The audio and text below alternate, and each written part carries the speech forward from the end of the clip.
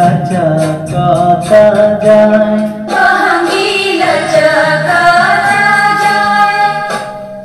कोई न बलमजी कहरिया बहंगी घाट पहुँचाए, बहंगी घाटे पहुँचाए।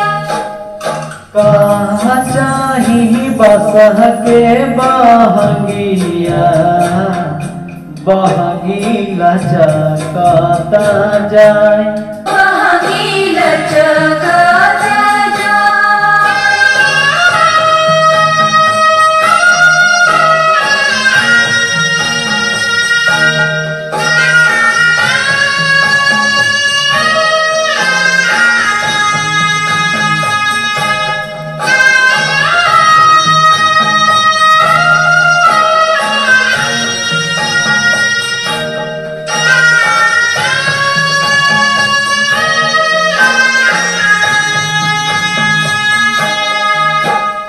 बात जे पूछेला बटोहिया बहंगी के करा के जाए, बहंगी के करा के जाए। तू तयाधारा हुए रे बटोहिया बहंगी छठी मैया के जाए, बहंगी छठ मैया के जाए।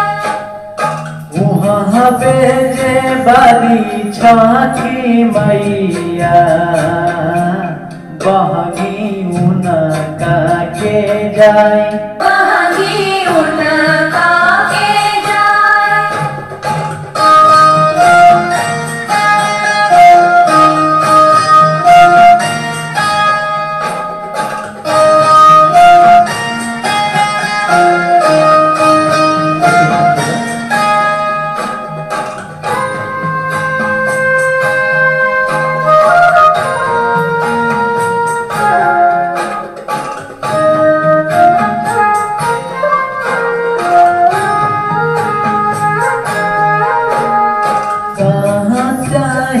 बस के बहंगिया बहंगी लचकता जाए, बहंगी लचकता जाए। हुए ना देवर जी कहरिया बहंगी घाट पहुँचाए, बहंगी घाटे पहुँचाए।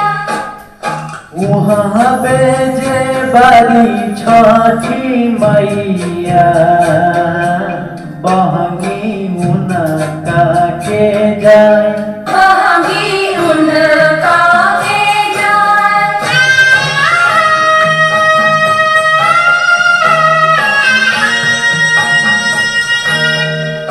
सभी लोग लाइक करिए और कैसा लगा है सभी लोग बताएं। सभी लोगों को छठ पूजा के बहुत बहुत धन्यवाद।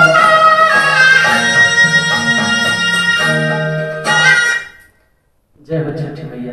तो सभी लोग बताएं कैसा लगा है और जरूर कमेंट